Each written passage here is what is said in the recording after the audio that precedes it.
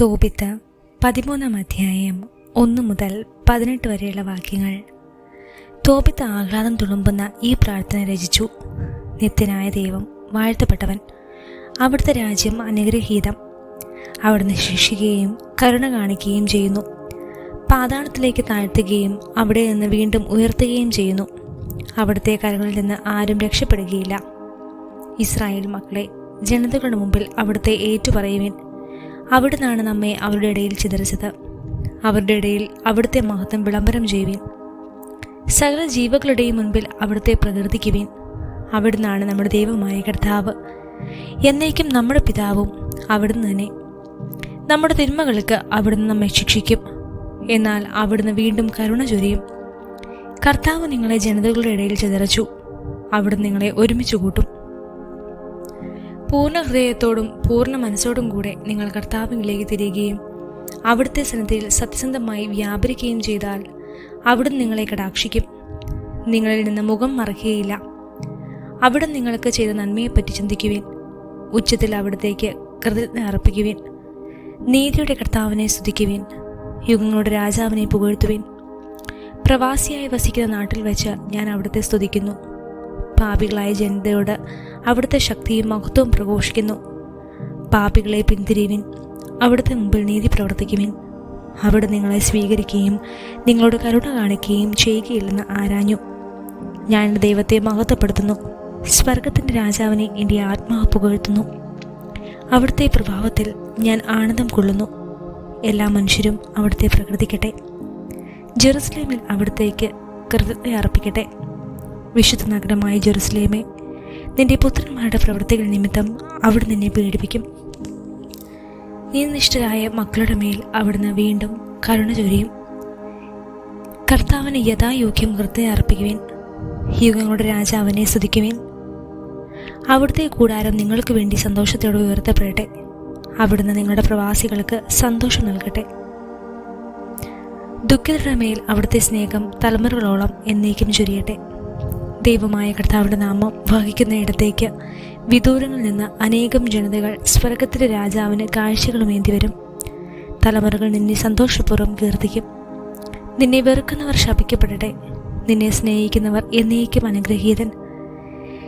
നീതിനിഷ്ഠരായ മക്കളെ ഓർത്ത് സന്തോഷിക്കുവിൻ. അവരെ അവിടുന്ന് ഒരുമിച്ച് കൂട്ടും. അവർ നീതിമാന്മാരുടെ കർത്താവിനെ സ്തുതിക്കും. നിന്നെ സ്നേഹിക്കുന്നവർ എത്രയോ അനുഗ്രഹീതർ. നിന്റെ ശാന്തിയിൽ അവർ സന്തോഷിക്കും. നിന്റെ കഷ്ടതകളിൽ ദുഃഖിച്ചവർ അനുഗ്രഹീതർ. നിന്റെ മഹത്വം കണ്ട് അവർ ആനന്ദിക്കും. അവർക്ക് ശാശ്വത ആനന്ദം ലഭിക്കും. എൻ്റെ ആത്മാവ് ഉന്നത രാജാവായ ദൈവത്തെ പുകഴ്ത്തട്ടെ. ഇന്ദ്രനീലവും മരതകവും കൊണ്ട് ജെറുസലേം പണിയപ്പെടും. അവളുടെ മതിലുകൾ അനർഘരത്നങ്ങൾ കൊണ്ടും ഗോപുരങ്ങളും കൊത്തളങ്ങളും തനി സ്വർണം കൊണ്ടും നിർമ്മിക്കപ്പെടും. ജെറുസലേം തെരുവീഥികളിൽ ഗോമേതകവും മാണിക്യവും ഓഫീറിലെ രത്നങ്ങളും പതിക്കും. അവളുടെ പാതകളിൽ ഹല്ലേലൂയ മാറ്റൊലികൊള്ളും. നിനക്ക് ശാശ്വത മഹത്വം നൽകിയ ദൈവം വാഴ്ത്തപ്പെടട്ടെ എന്ന് പറഞ്ഞ് അവ സ്തുതികൾ അർപ്പിക്കും. തോബിത്ത് 14 അധ്യായം 1 മുതൽ 15 വരെയുള്ള വാക്യങ്ങൾ. തോബിത്ത് സ്തോത്രഗീതം അവസാനിപ്പിച്ചു. 58-ാം വയസ്സിലാണ് അവന് കാഴ്ച നഷ്ടപ്പെട്ടത്. 8 വർഷം കഴിഞ്ഞ് അത് തിരിച്ചു കിട്ടി. അവൻ ദാനധർമ്മങ്ങൾ ചെയ്യുകയും ദൈവമായ കർത്താവിനെ ഭക്തിപൂർവ്വം സ്തുതിക്കുകയും ചെയ്തു.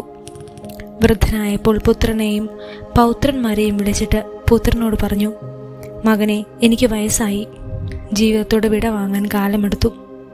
നീ മക്കളെയും കൂട്ടി മേദിയയിലേക്ക് പുറപ്പെടുക. നിനുവെ നശിപ്പിക്കപ്പെടുമെന്ന് യോന പ്രവാചകൻ പറഞ്ഞത് ഞാൻ പൂർണ്ണമായി വിശ്വസിക്കുന്നു. എന്നാൽ മേദിയയിൽ കുറേ കാലം സമാധാനം നിലനിൽക്കും. നമ്മുടെ സഹോദരന്മാർ തങ്ങളുടെ നല്ല ദേശത്ത് നിന്ന് ഭൂമിയിൽ ചിതറിക്കപ്പെടും. ജെറുസലേം വിജനമാകും. ദേവാലയം അഗ്നിക്കിരയായി കുറേ കാലത്തേക്ക് നാശകൂമ്പാരമായി കിടക്കും. എന്നാൽ ദൈവം വീണ്ടും കരുണ തോന്നി അവരെ തങ്ങളുടെ ദേശത്തേക്ക് തിരികെ കൊണ്ടുവരും. കാലപരിപൂർണയാകുന്നതുവരെ ആദ്യകാലത്തേതുപോലെ ആവുകയില്ലെങ്കിലും അവർ ദേവാലയം വീണ്ടും പണിയും. അതിനുശേഷം അവർ പ്രവാസത്തിൽ നിന്ന് മടങ്ങി വന്ന ജെറുസലേമിനെ മഹത്വപൂർണ്ണമായി പുതുക്കി പണിയും. പ്രവാചകന്മാർ പറഞ്ഞിട്ടുള്ളതുപോലെ എല്ലാ തലമുറകൾക്കും വേണ്ടി മഹിമയാർന്ന ദേവാലയ മന്ദിരം നിർമ്മിക്കും.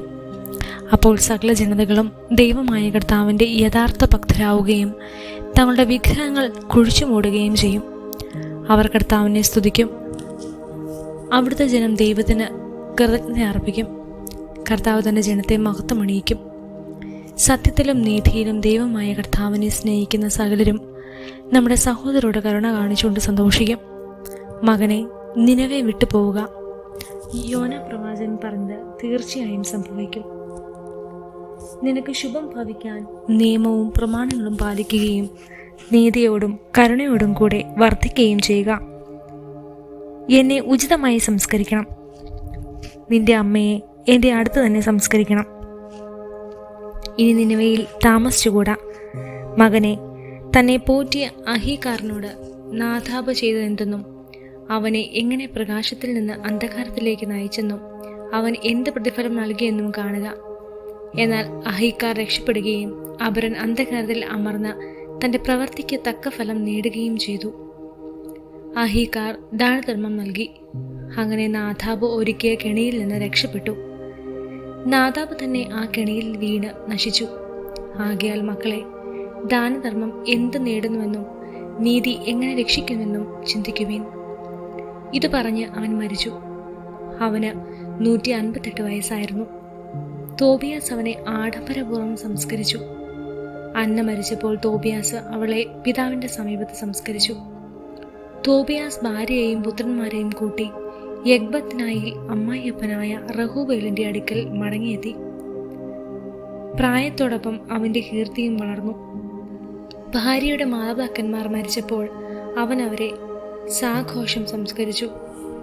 അവരുടെയും സ്വപിതാവായ തോബിത്തിൻ്റെയും വസ്തുവകൾ അവന് അവകാശമായി ലഭിച്ചു. അവൻ മേദ്യായിലെ എഗ്ബത്തിനായിൽ വെച്ച് 127 വയസ്സിൽ മരിച്ചു. മരിക്കുന്നതിന് മുമ്പ് നബൂഖദ്നേസറും അഹോസേരസും നിനവെ കീഴടക്കി നശിപ്പിച്ച വാർത്ത അവൻ കേട്ടു. മരണത്തിന് മുൻപ് നിനവയെക്കുറിച്ച് സന്തോഷിക്കാൻ അവനിട വന്നു.